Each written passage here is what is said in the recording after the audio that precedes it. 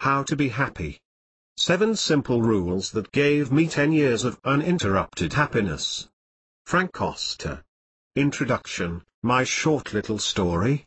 You know those cheesy new age shops full of angels and tarot things flying all over your head that have wacky relaxation music and the smell of patchouli pervades the atmosphere? Yeah? You know which ones I'm talking about. Barcelona, Spain. 2004. One day I got into one of those. A friend of mine who was into a lot of that stuff brought me there. She wanted to buy a book about chakras and was telling me all about it, how these energy points have a lot to do with our well-being and blah blah blah. I didn't really believe anything, but I listened because I'm not closed with new things. I believe that rejection towards something unfamiliar is a block for growth and better realities. An open mind and digging a little bit to see if something new may be an improvement in your life helps me to expand as a person. I like to experience things by myself. So somehow, she managed to convince me to buy a book about chakras. I didn't think I was going to pay a lot of attention to it, but I guess the new age atmosphere conquered me for some minutes. I read the first chapter and proceeded to follow the first instructions it had. Set up a small altar in your room. That's all I did. I didn't keep reading, nor studied through the chapter again, no research. Nothing. I just read the first chapter and put that altar in my room. And then, suddenly, out of nowhere, I felt something I had never felt before. For 2 weeks in a row I entered a state of unusual peace.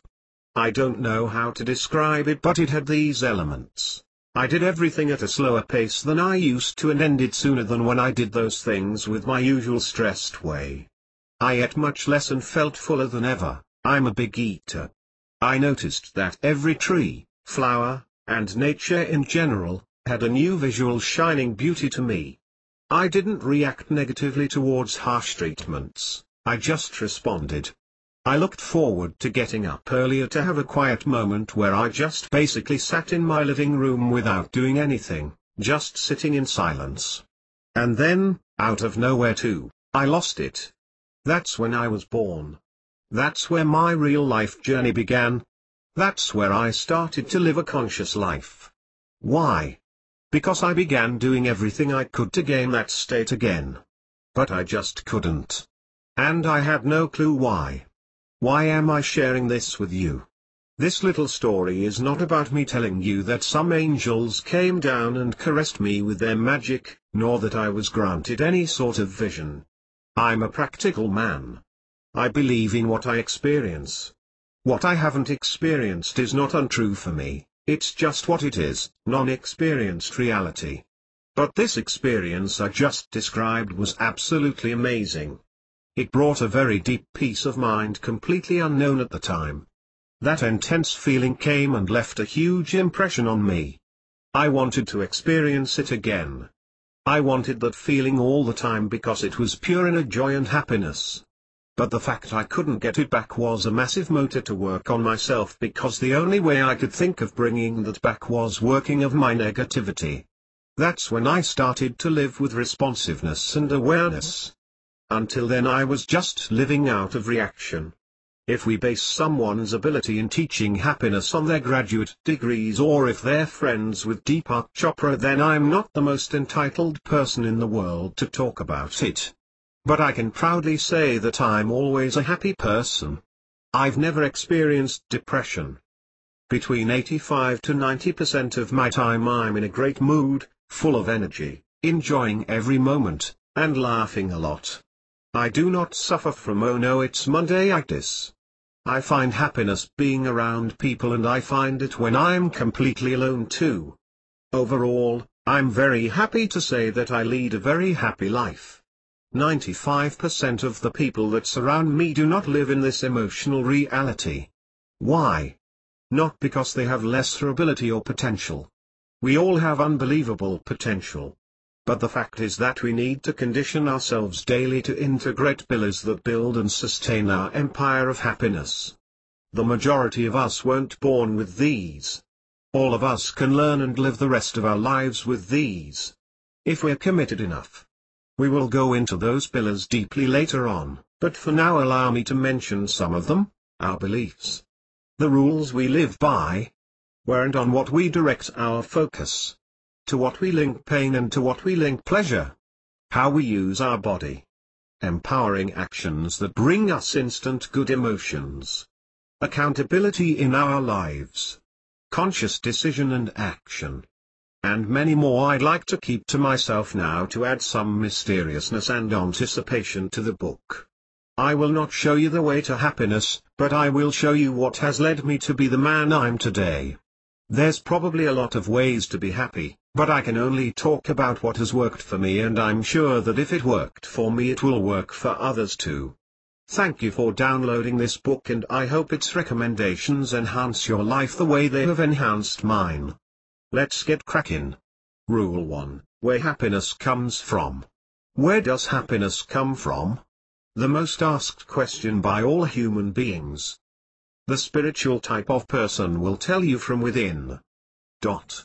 Which is true. But external circumstances play an important role on our happiness. If your son needs medicine, you have no money to buy them, and that causes him to suffer tremendously, you will not feel very happy. You may be an extraordinary human being and be able to practice perfect acceptance of the situation and inner strength and all that. But the reality is that for the majority of us that type of situation will cause us to suffer. Or you may have a perfect emotional life, full of joy and peace, but then life hits you with the death of a loved one. Or maybe your entire savings and possessions vanish out of an unfortunate event that was literally out of your control. Those situations, unless you're a spiritual enlightened being, will cause pain to all of us. But there's a monumental difference between suffering and experiencing pain, not talking about the physical here. Inequalities and duals are the foundation for everything. External desired realities are the gas that fuel our enthusiasm towards life, allowing us to enjoy it to the maximum and nurturing our desire to keep growing internally and externally.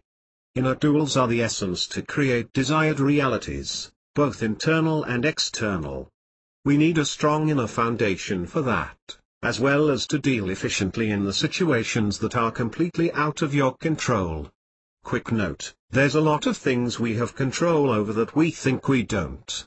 But I'm getting ahead now. First things first. The two-step process for painless emotional well-being. I want to share with you what gave me an amazing quality of life. Dear reader, meet my diary. My diary was not a common diary. I wouldn't put on my pajamas after my night shower, sit on my bed right next to my teddy bear and start writing. Today I woke up at 6 and I brushed my teeth. Then mommy came and I gave her a good morning kiss. I used it in a very much different way. What I would do during the day is to write down on a notebook or in my cell phone any negative feeling, thought, reaction or attitude I found myself in. Then, at the end of the day, I would write in a more descriptive way about it, and I would try to write what would have been a better option for me. This is what brought me a very handy happiness tool called awareness of myself. This had a massive impact on my life in a very short period of time, because when the procedure described above became a habit, within the course of some months, it gave me a very accurate knowledge about my thoughts and emotions, as well as my negativity. Because I had my homework done, by writing it, every time I found myself in a similar situation I got out of reaction mode and instead I acted with awareness, directing my efforts into having the least amount of negativity by putting into practice the best type of reaction. I wrote the time I lived something similar. If I forgot at the moment, I would check my diary later on to remember again. And then rewrite it again. To me, writing integrates things at a much deeper level. Writing, reading, rewriting, and rereading again consistently deepens at a huge level the lessons life is trying to teach me. This works 1,000,000,000% better than just trying to remember stuff. If I just try to remember, I simply forget. There's too much going on every day. But writing not only allows me to integrate teachings, it also gives me the option to double-check them whenever I feel I need to. All this brings to colossal ingredients in your happiness arsenal, to act consciously and proactively. Consciously means to choose the response you want in every situation of life, instead of being a victim of your responses, also known as being a very unhappy fellow. Proactively means living by actions that encourage growth in one or more areas of your life, instead of acting how I feel like it with no specific and predetermined end result. Let me give you a very simple example. If your friend decides that she wants to stay home on Saturday night because she wants to enjoy Sunday completely and you feel there's some anger in you because you have a big desire to go out and without her you're just left alone that night, you can react unconsciously by allowing that anger to fill every thought, word, and action towards her and yourself, therefore, pervading everything with negative emotions, therefore, feeling unhappy. Respond consciously by recognizing that anger first, asking yourself what is or could be great about this? Or what could I do right now to decrease this feeling of anger? And then focusing and acting on the quality answer you got from your quality questions. By feeling angry equals inner well-being for graciously managing your emotions equals sense of happiness. Being conscious allows you to know yourself, which is directly linked to being honest with yourself. There's absolutely no shame in looking face to face at your demons because that's what mentally healthy and brutally honest people do. That's what allows growth into your life. And growth brings fulfillment. It's a universal truth that happiness comes from within. We experience everything with some emotion or other, and that emotion originates in our minds. In a very simple and short explanation, happiness comes from a high flow of positive emotions, therefore thoughts, or, for really advanced individuals, the ability to have many moments with no thoughts. And as everything, the mind can be trained to achieve that. It certainly has happened to me. I'm no Buddha walking around with an empty mind, but I can tell you that I was an annoying, angry, reactive man in my youth. Nothing was my fault. Everybody was an idiot. Once I switched my attitude towards focusing on the things I could change, everything was much better. Within a short time, my angry past left me and I was a calm and happy little man. The three-step process that has consistently worked for me to have a positive, non-flower power mind is, be aware of your negative qualities, writing them down and proposing better responses to the best of your ability. Work on them when a similar situation arises. Be accountable of everything you wrote at the end of the week. Repeat. This is so simple. Tell me one person who cannot do that. I mean, Monday. This will erase your negative qualities eventually, and I can assure you that applying this little process in your life will bring you happiness. Why? Because the less negativity your mind has, the happier you are. The less negativity you have, the more space you open in your heart to bring out the good qualities that are already within you. A high percentage of your time filled with quality emotions and thoughts is all you need to feel constantly happy. But you wanna know why a lot of people fail to live this easy reality? They don't decide to be happy. They hope to be happy. They don't decide to consciously nurture quality emotions. They hope they get quality emotions. Just because. And the one I'm going to mention now is the big one: they don't commit to happiness. Happiness is a must for me. And I do everything that is in my power to achieve it, daily. Every Sunday morning I have the ritual of tracking down what I wrote during the week so I can gather consciousness of my learnings.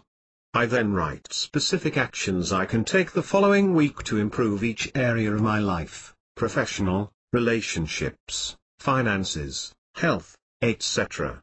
I then wake up every day and the first thing I do after my meditation is to read through what I wrote on Sunday and write a to-do list for that day. I do that every day.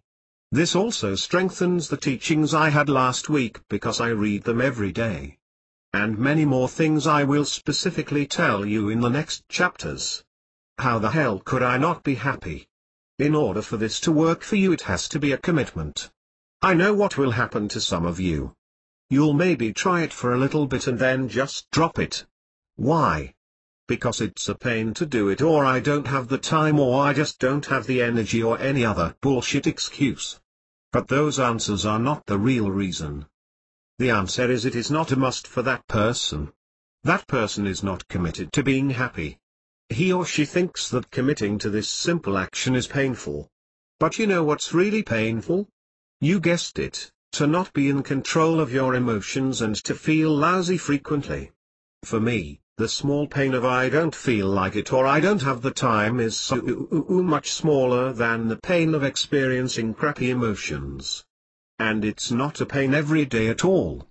It's an absolute pleasure for me now. I look forward to it.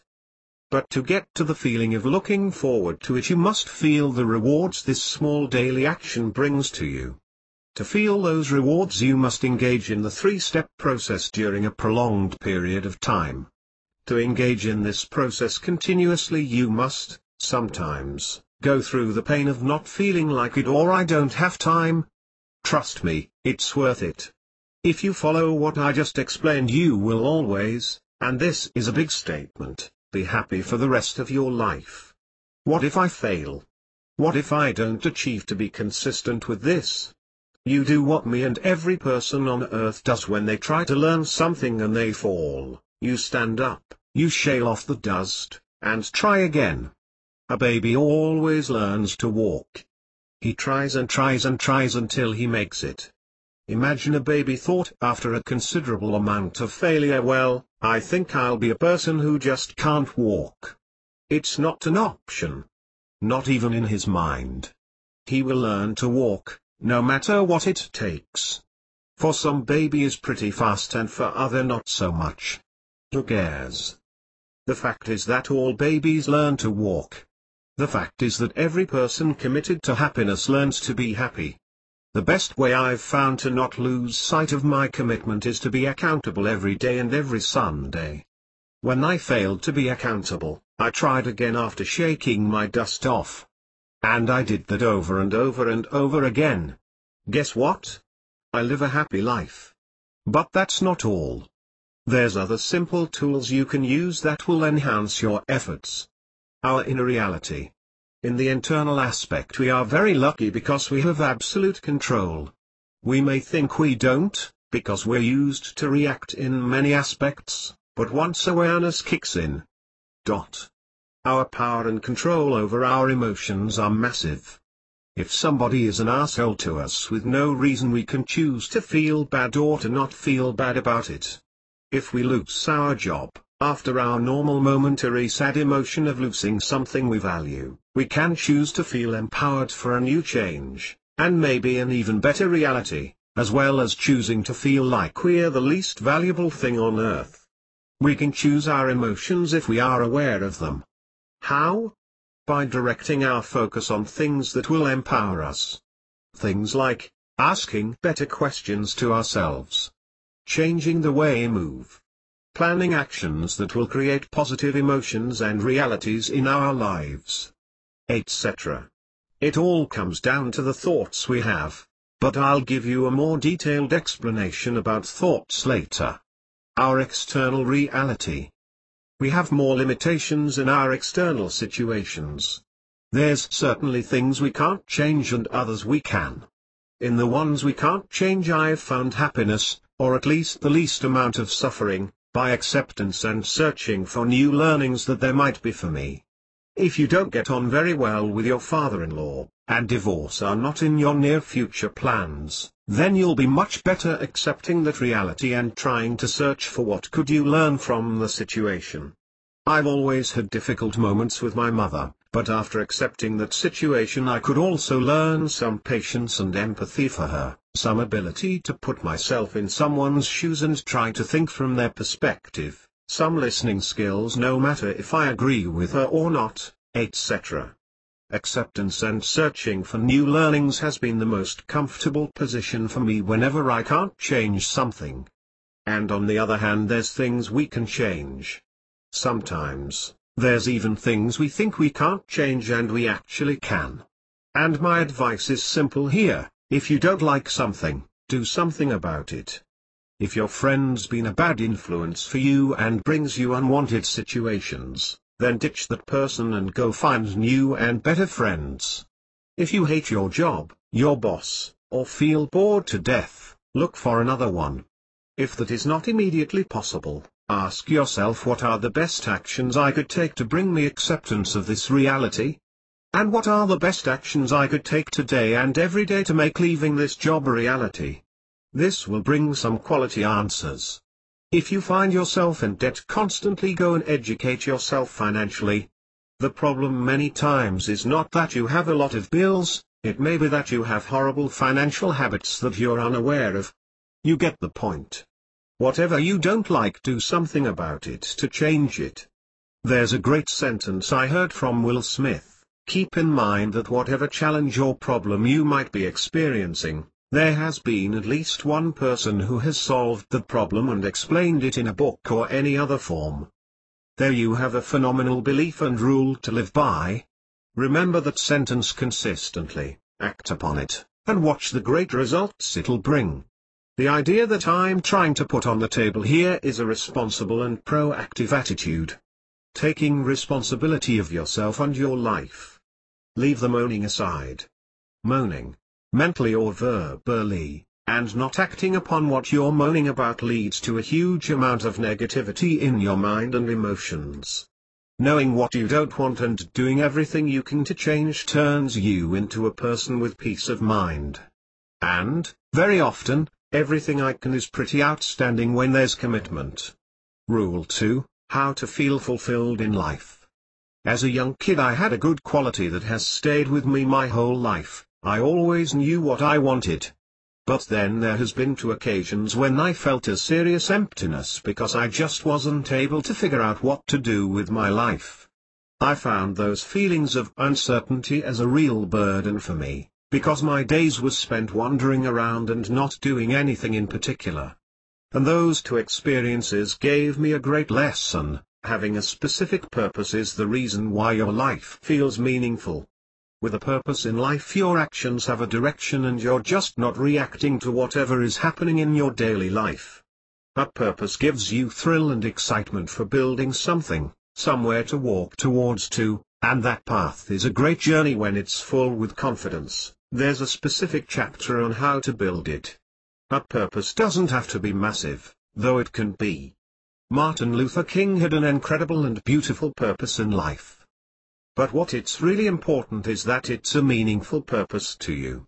I cannot tell specific guidelines of how to find your purpose, but I'll tell you what I did. When I found myself trying to rediscover it, I ended up making the decision of deciding to do what I really loved and what my heart really wanted. Not what people thought I would be good at, but what I really desired. I asked myself, if I could choose the type of life that's most interesting and fulfilling for me, what would I choose? If I could choose what type of man to be, what would I choose? If money, time, any other type of block that I have power on were not an issue, who would I be? Those answers gave me pretty crazy ideas, but I decided to have courage and go all for it, basically because I refused to live my life in any other way, that it was not the best type of life I could choose. After taking a step of courage, I tried to read and find out people who were living the type of life I wanted and what they did to achieve it. I studied very thoroughly what steps they made, what mindset they had, what tactics they used. Everything. Because if there's people who made it, why wouldn't I be able to? I tried to study the examples of people who came from a more or less similar position than me: no money, new city, 0 friends there, and starting from scratch. Every example that was not exactly similar to mine, I studied it too. People with extraordinary lives have extraordinary actions that are born in extraordinary thoughts and beliefs. After I did this, I divided my life in these categories: professional, emotional, spiritual, financial, relationships, health and fitness, family. I took all the necessary time to describe the ideal reality in each area of these. I think it took me about 2 weeks or so. After that I also wrote down why I wanted that area in that way. Behind a strong why a very strong will can be brought up. After I finished this writing I had one thing the majority of persons don't have, a clear knowledge of what I want in my life. To know exactly what you want is one of the best places a human being can be. This is what I believe is necessary to achieve it. Patience to discover it. Complete honesty with the answers, no one hears them, just you. Time to write everything accurately and specifically. There's no rush, it's the plan of your life. Take the time for it. Bravery and craziness. There's 1,000 reasons that I'm sure you can come up with to reason why you can't do or become that. There's also millions of persons who failed at it. I personally don't pay attention to those persons, unless I want to learn what made them fail at it and use it to my advantage. I pay attention to what I already have, to what I lack and can learn, and to the people who achieved what I want because they did achieve it and their success has left clues behind. When you achieve your craziest dreams you will not be the first person who has done so in history. Study and model everything of the ones who made it and you have a bulletproof recipe for success. Common sense with your craziness. Examples: you're 80 years old and you decide to be a first ballerina with the Royal Ballet of London, or you have 3 kids of 2, 3 and 5, and you decide to be a wandering monk in India, or you are 55 and decide to be the next Lakers star. I think there's a certain common sense we have to add, but at the same time be very careful for what we think it's impossible or unachievable. There's too many examples of people who did things that were thought impossible at the moment. The Wright brothers created something called airplane that everybody thought impossible. Andrea Bocelli became the most commercially successful singer in history with 34 to 35 years old, blind, and having his teacher say to him that it was too late. Schwarzenegger was a little boy from a lost Austrian village. He decided to be the best bodybuilder in the world. His loved ones thought it was a crazy idea. He made it. He surpassed his idols in every level. Then he decided he wanted to be an Hollywood action hero with a Hulk body and weird-ass accent. Agents rejected him left and right. He made it. Now he's even more known by the world as an action actor than a bodybuilder. And then he wanted to be the president of California. And he made it. This is the type of people I focus on to plan and achieve my dreams. There's a lot of them. They did it. They had major blocks. But they did it. Why couldn't I? Why couldn't you? Do we have less potential? Of course not. Do we have different beliefs, and as a consequence different actions and results? You bet your sweet ass we do. Our beliefs shape everything. Once I knew exactly what I wanted and studied what others did to achieve it, I traced a specific action plan spanned throughout 5 years to achieve it. It didn't worry very much how perfect it was. I just put all my effort into writing the best action plan I could, and then I knew that within time and my continuous effort I would refix/adjust my action plan with the better knowledge I gathered. After I discovered what I wanted and how to achieve it, I make myself accountable. That means that every week I check my diary, the goals I set last week, and write down the new ones for the new week. This is so important. You are so not wandering around with this pattern. You keep track and advance so much in your life this way that the knowledge of where you stand becomes extremely accurate. The way that works for me is the same as mentioned before. I keep track of every area of my life, financial, relationships, career, etc., and set new goals every single week. If I exceed my own expectations, I raise the bar a little bit for the following week. If I fail greatly and achieve very little, then I try to do it a little better the next week. The main point is to have an attitude that is always trying to do it better than before. As a side note, if you can find an accountable friend to share your goals with once a week, then you have a nice treasure in your life, because your efforts can be multiplied with this type of association. And once I have my week all set up, I organize every day of my life. I read every day through my weekly goals and write down the goals and actions I'm going to achieve that day. Once I have this, I program my day with times. Something like this: 6 a.m., wake up, prepare food for the whole day. 7 a.m., shower, prepare bag. 7.15, leave home to work. 8 a.m., work. 12 p.m., gym. 6 p.m., rehearsal. Etc., etc., etc. And that works for me. It really does, and a lot. I take small steps every single day. Do you know what results can bring a lot of single steps in a year? What about in 5 years? That's a lot of daily little steps. It will bring you results, but mainly, above all, it's the person who you become during the process. You just cannot stop learning, failing, adjusting actions/patterns/attitudes/approaches, gathering great qualities in your personality, consciously and unconsciously. So, putting it in the simplest way possible, find your purpose. Create an action plan, based on the study of people who achieved it. Be accountable, weekly and daily. Adjust whatever necessary throughout the way. Rule 3, the No Bullshit Guide to the Law of Attraction. Here I want to share what makes me feel great every day. I deliberately feed my mind with great thoughts. Please don't misinterpret this with lying to myself. If I feel like crap, I won't say to myself I feel great today. I just don't stay moaning the whole day about it. I dig deep inside to find out why I feel like that and how I can change/improve that. I focus on the things I can do and are in my control. I'm a firm believer that thoughts create feelings, and those feelings translate themselves into specific actions.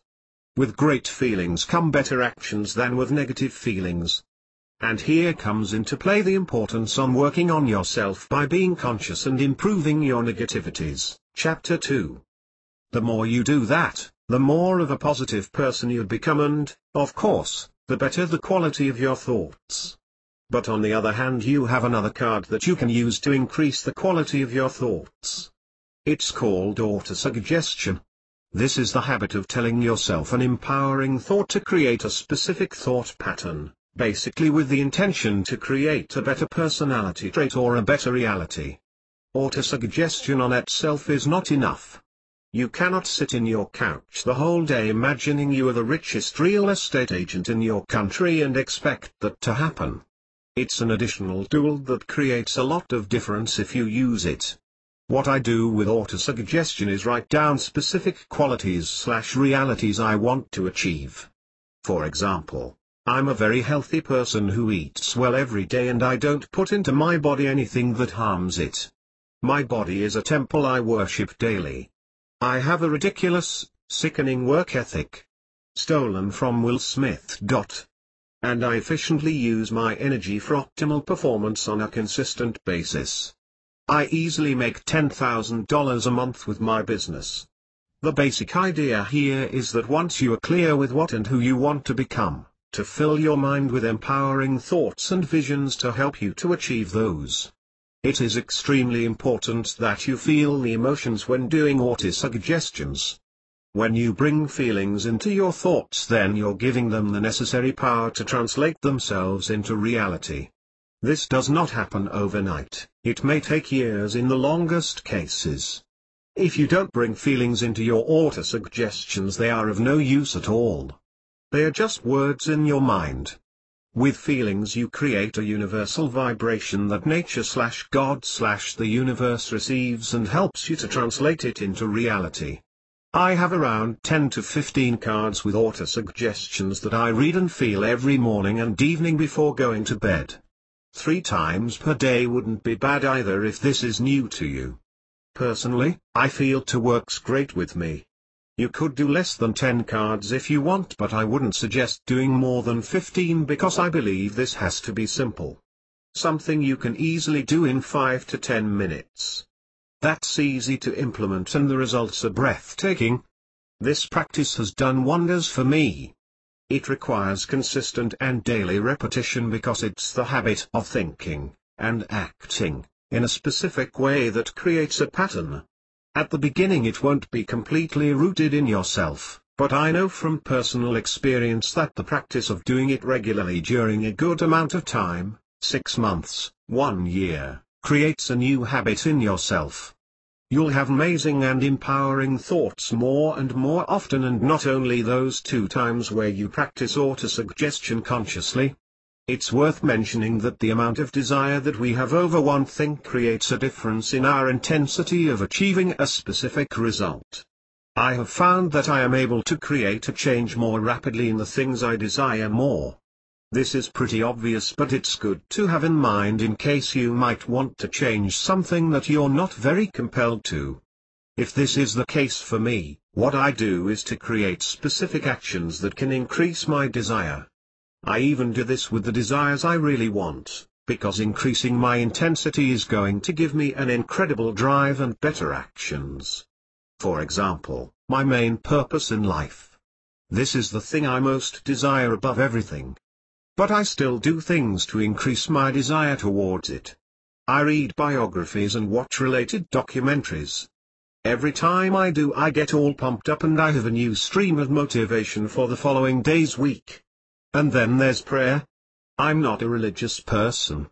I don't go to church and I don't follow any religious practices. But I do believe in the power of the universe. Some people call this God, others nature, or any other name.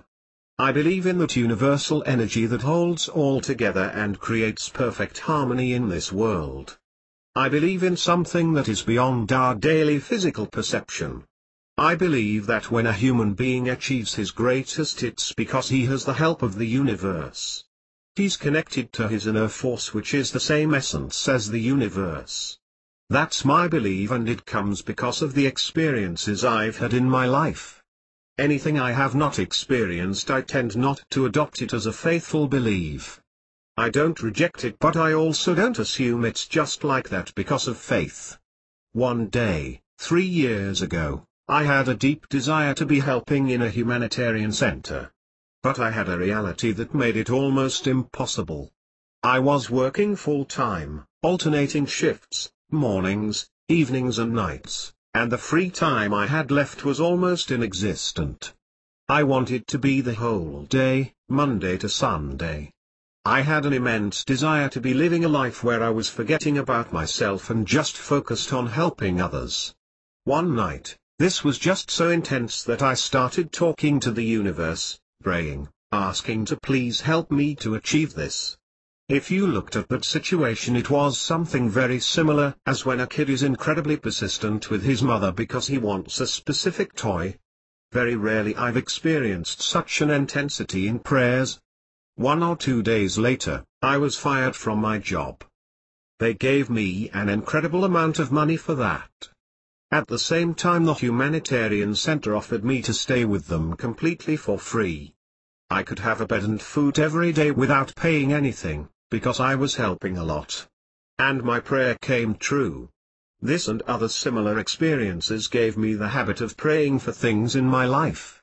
And those can be a quality in my personality I want to achieve, gratefulness for the things I have, or even material things like my professional career. I know there's many people who say it's not right to ask for material things, but I don't think so. All of my wishes come from an attitude that I want to give the best of myself to the world, and I also want to experience the best of the world in every area of my life. I also understand that I am completely unable to give the best of myself without the help of the universe. That's why I use prayer. It gives me humility as well as inner peace. Faith is something with extreme importance when using prayer. I use prayer with faith that I will be granted whatever is necessary for me.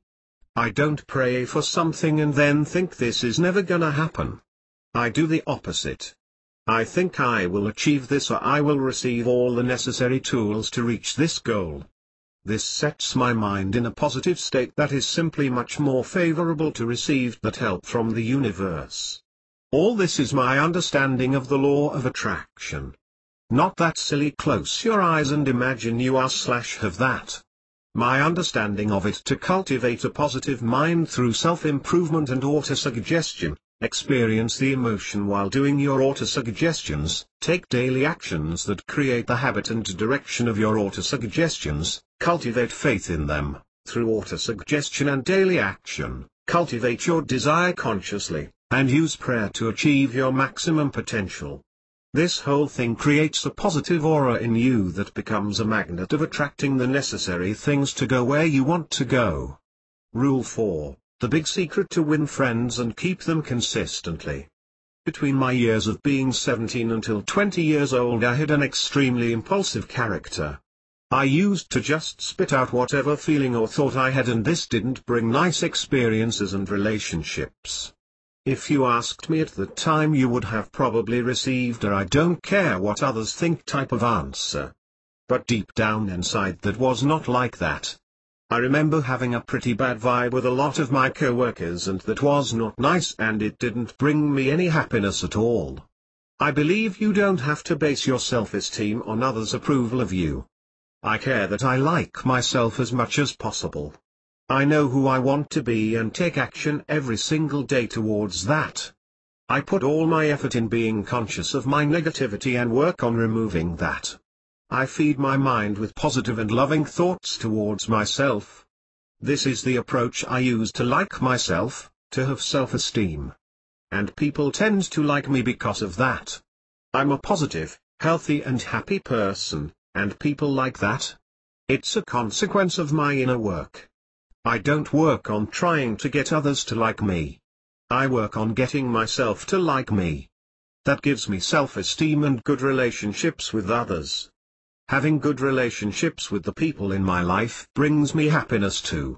We need other people in our lives, in many ways. Friendships, family, social connections, co-workers. They bring a lot of positive things in our lives, and so do we with them. I always try that all my relationships are based on love. By this I don't mean that I'm hugging and kissing every person who appears in front of me. No. I mean that my feelings and words towards that person come from a positive attitude and in a non-expectant way. I'm not trying to get anything from them. If I feel negativity towards someone, I put a lot of effort to not act on that, reflect why I'm feeling this way, because it's something I can change, and make the necessary adjustments to have a positive feeling towards them. If I don't like someone, I cannot change him or her, but I definitely can manage my emotions and feelings to be as positive or neutral as possible, also known as focusing on the things I can change. If I feel my negative emotion there, anger, impatience, etc., I try to wait until this cools down. Acting from a positive attitude will always give me a much better response towards everything, and even more if my response needs to be something that can create some conflict. Here are my habits towards interacting with people. Smile. I always say hello and smile. Smiling will do wonders in the majority of cases. I can see it when others smile to me.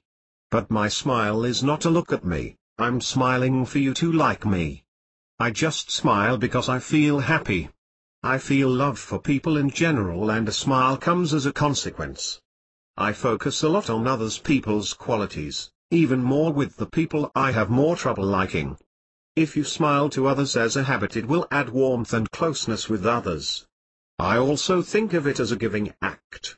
Smiling costs nothing to me, it's almost no effort, and it will very probably add a little happiness in the other person's day, and it will definitely add happiness in mine.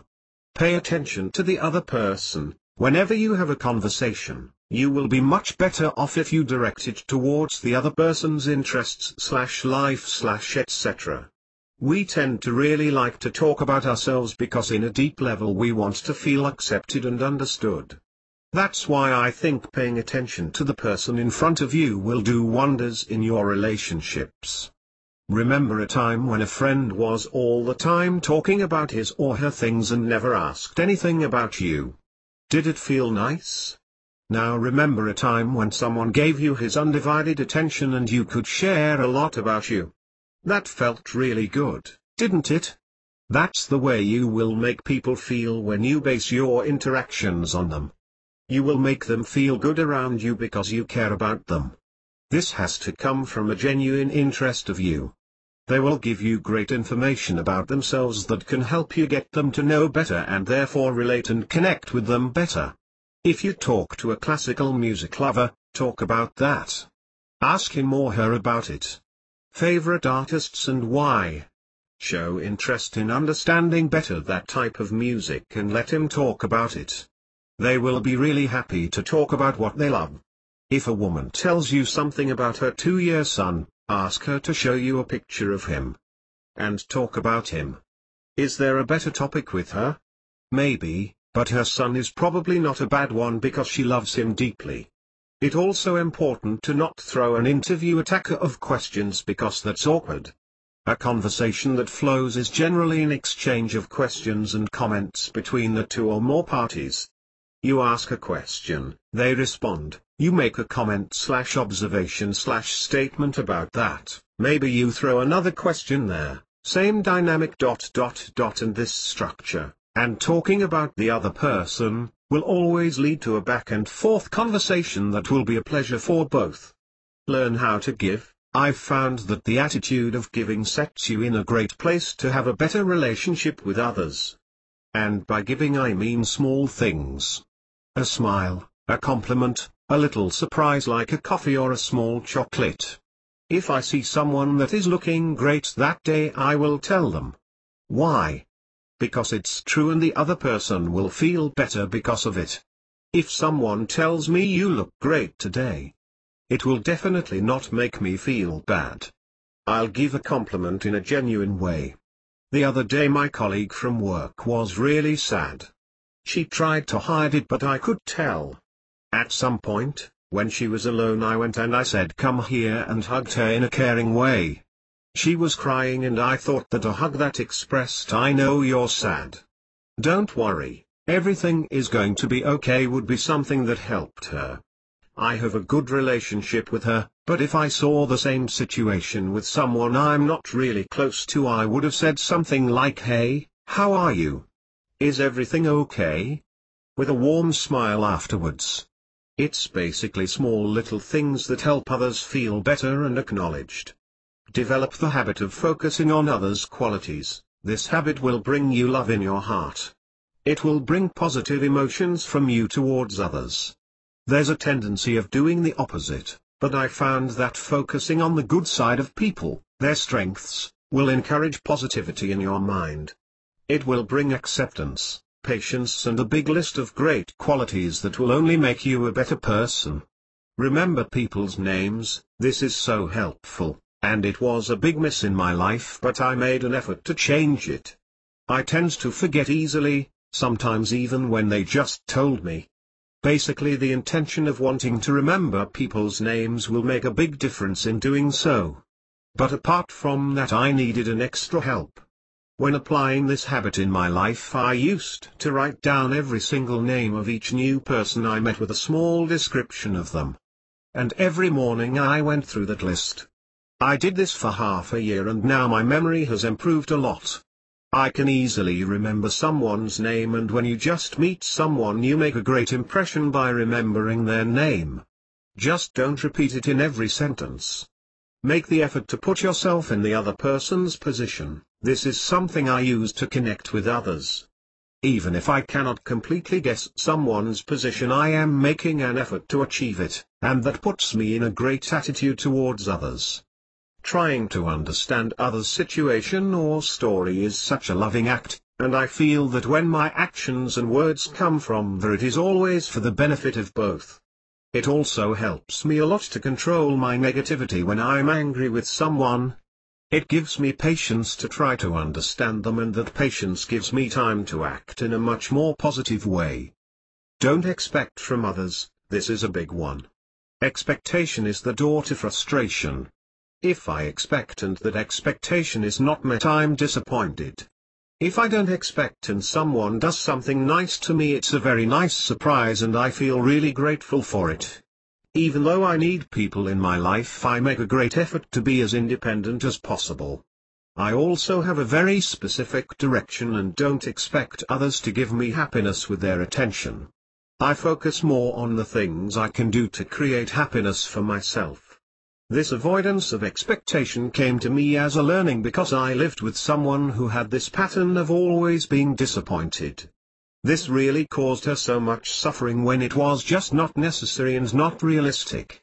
If she was sad and a friend didn't notice and asked her how she was, it would bring great disappointment to her. A whole bunch of negative feelings came with it and they would translate themselves into harming that relationship with the other person. I saw this bad habit so vividly that it caused a deep impression in my mind. I became really conscious about expectation and started to be aware any time I was doing something similar. When I caught myself creating expectation, I retracted from that. I'm sure there's a lot more things that one can do to improve their relationships, but these are the ones I've learned through my life so far. They add a tremendous well-being in my daily life. Just remember that we want to give as much love as possible. Love meaning absence of negativity. Not kissing people's asses and being false with everybody. A yes can come from love, but there are also many times that a no is coming from love. It may create conflict, but it's coming from love, and that's what we're after. This is the main belief and thought I have. I want that whatever comes from me is lacking any type of negativity. With this thought in mind, you'll be able to do great things that improve your happiness, such as increase awareness and self-knowledge. Adjust your negative reactions into positive actions. Be always in a learning mode towards becoming a better person. Increase the quality of your relationships with others. Give the best version of yourself to others. Rule 5. He who can do this will be rich. He who doesn't, will be broke as a joke forever. Money doesn't bring you happiness. True. You cannot go into any shop and order a year full of happiness. But money buys you freedom. A man with $1 million in his account will be a much happier man than one who is flat broke or one that lives paycheck by paycheck, assuming that $1 million man has an overall healthy life and every area of his. Money allows you to do things that you love. Having money gives you the confidence to not depend on your job as if your life depended on it.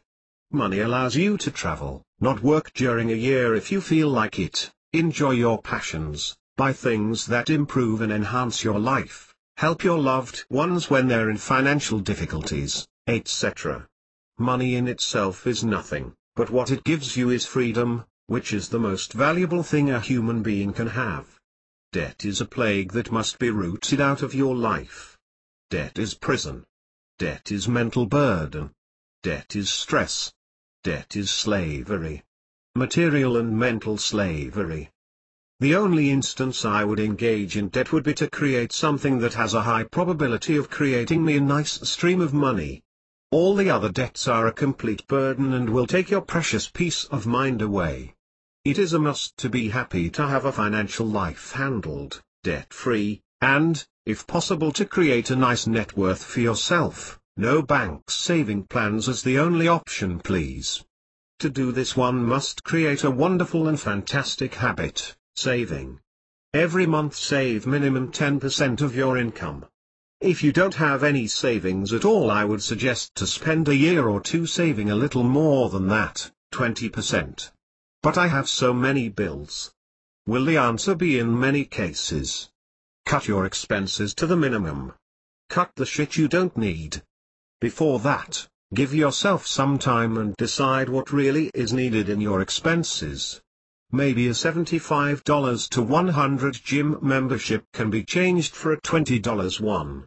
Maybe that massive TV payment could be finished or extremely reduced if you sold it and just bought something decent.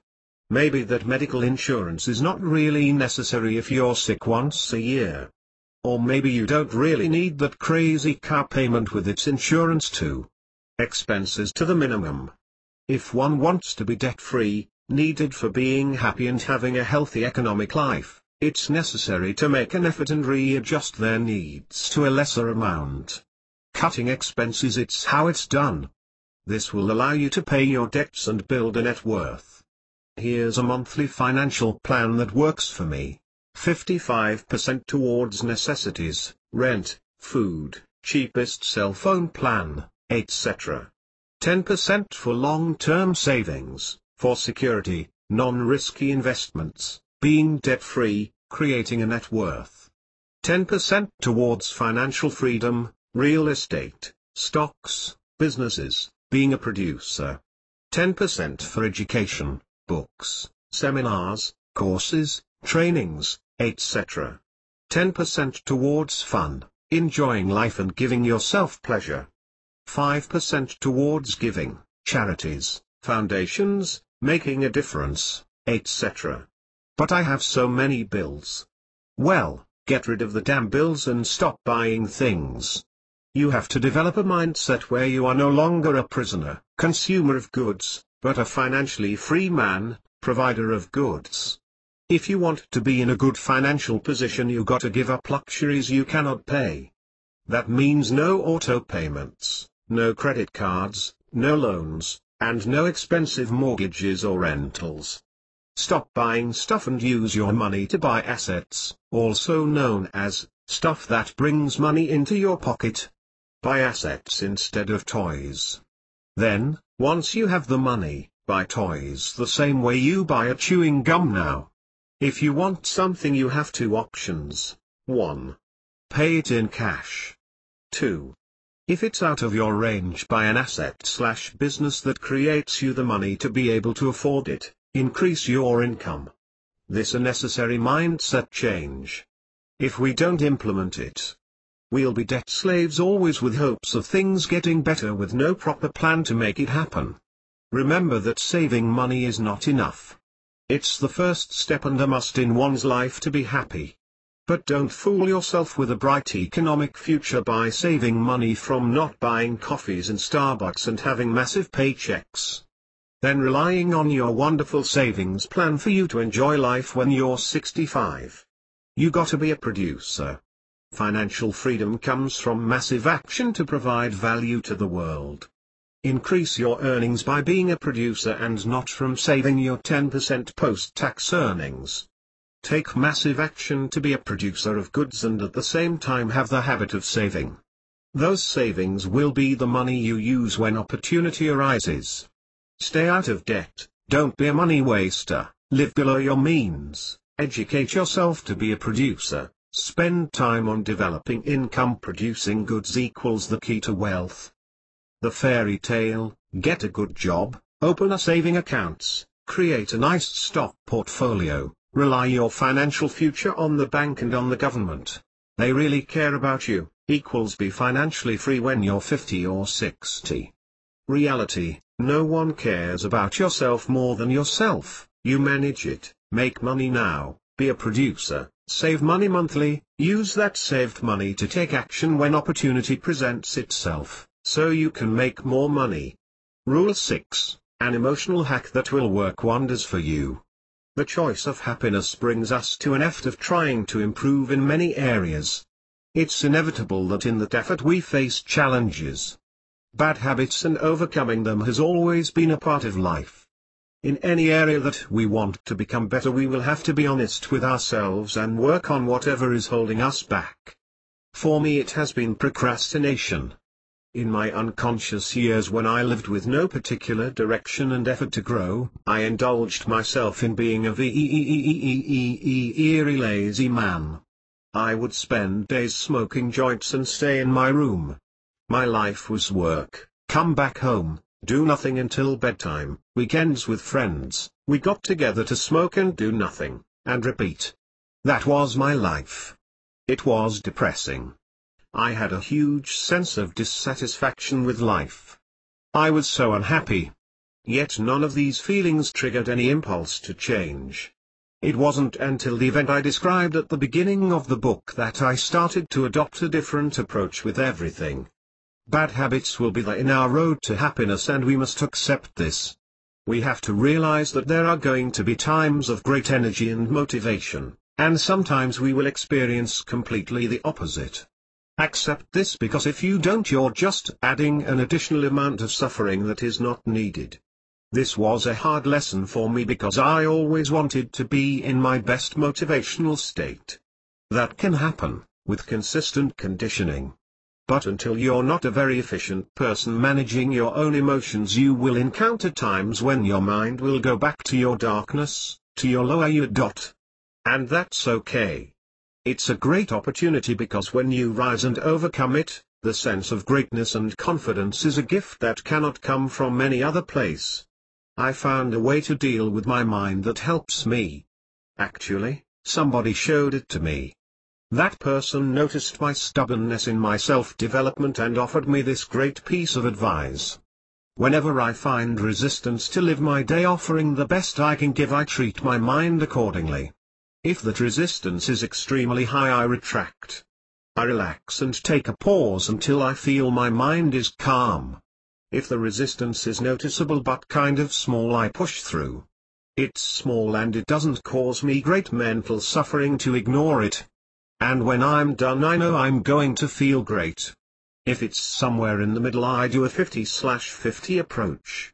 Let's say that my best day would be to get up early, meditate, prepare everything for the day, work, hit the gym, educate myself reading, working on my business when I finish work, and organize my following day before going to bed. If I felt 50/50 approach is the best for me that day, I'd do the half of it. I'd maybe skip meditation and sleep a little more, go to work, do a light gym session, work 1 or 2 hours on my business after work, and then take the last 4 to 5 hours of the day to completely relax and recover. Basically, this approach is based on acting accordingly with the level of resistance your mind is experiencing. This will add inner strength in you. That inner strength will grow with time and will give you more power to overcome your bad moments. Feel free from time to time to hit it hard in your high resistance moments, just to see where's the maximum you can go. You can take full relax mode afterwards if you need it. I've found that, many times, when you walk through those moments where you reject any positive change in yourself, once you do it, that feeling is gone and you can just go on as if nothing happened, or even in a much empowered state. That's awesome shit to experience. Add to this type of effort the powerful tool of autosuggestion and you will be well on your way towards becoming the best version of yourself. Rule 7, a quick way to always feel in control. We talked about the importance of relationships before and how we need others in our lives. At the same time, being comfortable with ourselves when we're alone is as important. Learning to be lonely, in a positive way, will give you space to look within. Now, I'm not saying to go to a cave for years or get away from the world in any sense. What I'm saying is to not have the need to be around people in order to feel comfortable. Our time with ourselves is extremely precious because it's the time when can have an inner dialogue, or an inner look to see what's going on with us. That time is generally surrounded by silence, which is awesome for discovering ourselves. I've always been in environments where I was surrounded by a lot of people, so I would always embark on a small trip towards somewhere quiet. It was generally on the top of a high building, an empty beach early in the morning, or on the top of a close-by hill or mountain. Those places gave me solitude to be with myself. Many times I didn't go to do anything in particular. I just sat there. Other times I would talk with myself about something I needed to clarify. Other times I would write about something with the intention of giving it a little clarity to whatever response I would take. But the main goal of it is to be alone. Why? Because it brings you the opportunity to connect with yourself. To find out stuff, whether they are emotions or problems or whatever, that you're not able to find out when there's people around you. Another reason to work on this is because it brings you independence. To always need people in order to feel happy is not healthy because you're attached and dependent. To know that you're okay by yourself is independence. That'll bring you such a sense of well-being. If you want to be adventurous about this, you can even decide to take some holidays alone.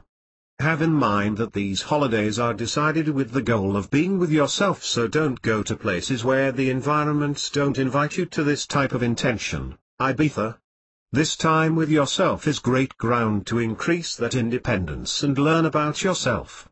Years ago, when I decided to go to India, I went alone and the whole experience was just so great. Knowing nothing about the country and no people at all, I found myself in a position where I needed to adapt or I would have been extremely unhappy otherwise. This brought me so much growth and independence. Your mind expands in a great way because you basically need to understand the whole environment. You need to adjust in a place where you're not comfortable because it doesn't have the commodities and well-being of your lovely home and couch. It's not necessary to do such an extreme trip if you don't feel like it, but it's of major importance to cultivate and give yourself some alone time. Healthy loneliness, the type that is destined for growth and self-awareness and not to avoid and hide from anything or anyone, is a habit that will help anyone to become a happier person. Bonus, the key to never suffer again. Some years ago I felt something quite strong for someone who wasn't really trustworthy. I was quite young and inexperienced and went ahead with her without considering some things that needed to be considered. Soon enough, that person did something that caused me a huge amount of pain. It's love pain. Everyone who has loved somebody and then suffered for it knows what a horrible feeling that is. It came so unexpected that the harshness of it hit me twice as hard. It was almost unbearable. That night, I literally couldn't sleep. I remember staying in my living room, smoking one cigarette after another, my mouth tasting like an ashtray, waiting for the moment that my eyes would give in. Nothing. I went to have a long walk, to see if this got me a little tired. But no. When I had 1 or 2 hours before my wake-up time, I could sleep a little. This pain stayed with me the whole day, but as the day passed by I started to adopt a new attitude towards it. I decided to accept it. I decided I was going to fully accept that I was hurt, that I was going to be in pain, that I was going to cry. I kept saying just hug that pain, just hug it. It may sound cheesy but it worked for me. That acceptance gave me a new reality on the notion of pain. I actually experienced pain without any kind of suffering for the first time. I didn't reject the reality that I was in pain. I did the opposite. I embraced it. I was okay being in pain because that's something I couldn't change. That gave my pain a sweetness that cannot be described in words. I can vividly remember me crying in a very nice way. It was not "oh my God, I'm so miserable" type of cry. It was more like I'm crying and it's okay. This is how I feel now and I embrace that. Acceptance is for me a big door towards happiness and peace of mind. Our reaction when we experience something we don't want is resistance. That resistance brings some much mental trouble. There's a mental battle where we just complain, moan about whatever is happening to us. That's completely normal and human, but there's a better way. Embracing one's reality, not resisting the negative experiences that we are unable to change or avoid, brings a new world of peace to the mind who practices it. With resistance comes a huge amount of mental negativity that just doesn't bring anything positive. Our mind is at a very low state, making it very difficult to attract positive things in our life. On the other hand, with acceptance we take a very brave and healing position with ourselves. We are being really open and embracing what we have, even when we don't like it, because we have the awareness to do so in order to have peace of mind. This is not an easy practice. It's something that has to be worked at. It's a great quality that needs to be nurtured to grow and be completely integrated in one's personality. But just the thought of practicing acceptance whenever we feel resistance will bring different actions. Repeating out loud or internally "I accept this and don't reject it. I embrace this feeling/situation, etc." This internal dialogue brings me a constant reminder of where to stand when I experience something I don't want. It puts me back in my place. The place where I can experience and learn whatever is needed for me at that particular moment. At the same time, This attitude is not meant to adopt it in a passive way when we are in front of things, or feelings, or situations, that we can actually do something about them. In those cases, acceptance has to be followed by actions that will help us bring a positive change in our lives. I believe we are completely responsible for what happens in our lives. Very little things happen to us without having us any responsibility. Therefore, we need to be proactive in taking action when we need or want to change in any area we are unsatisfied. Not moan and complain, saying how miserable we are and doing nothing about it. That's called not handling your life. On the other hand, if our situation is something completely out of our hands, we are still able to change our attitude towards it. That's where acceptance comes in. Even with things we have no control of, we are still able to control our own reaction and attitude. That's just fantastic. We are able to choose something better for us internally. This lesson of acceptance is what has helped me to learn the most in my life. From acceptance, I'm able to view things in a much broader way. I can see solutions that are non-existent in a cloudy, worried mind. The peace of mind that it brings gives you the courage to look at whatever is going on, learn from it, make the necessary adjustments, and move on. Thank you for reading. Dear reader, I hope you enjoyed How to Be Happy, 7 Simple Rules That Gave Me 10 Years of Uninterrupted Happiness. I have to tell you, these important lessons have been a phenomenal blessing in my life. They have provided one of the greatest treasures a human being can have, constant and never-ending inner peace. We can have many things, people, everything, but if you don't have inner peace, just like health, you just cannot enjoy the other treasures of life. But you have your own opinion and experience, and that is what is most valuable to you. I want to encourage that. I learned and modeled very happy people, but, ultimately, your truth is what really matters. What works for others doesn't necessarily work for you, or maybe it does with a few personal adjustments of your own. Or maybe it does completely. But your truth, experience, and own feedback is the real book of life. I love feedback and hearing your voice. So, tell me what you liked, what you loved, and what you hated. That will help me to adjust this book to my audience's needs. You can write me at fcosta37@hotmail.com. If you feel inclined, you can also leave your thoughts in a review. You, the reader, have the power now to make or break a book. If you feel this can be of benefit to others, you can contribute by sharing your feelings. Or if you feel the complete opposite, share that too. Don't let others ready this scrappy book. Jay, thank you so much for reading this labor of love and for spending time with me. In deep gratitude. Frank Costa.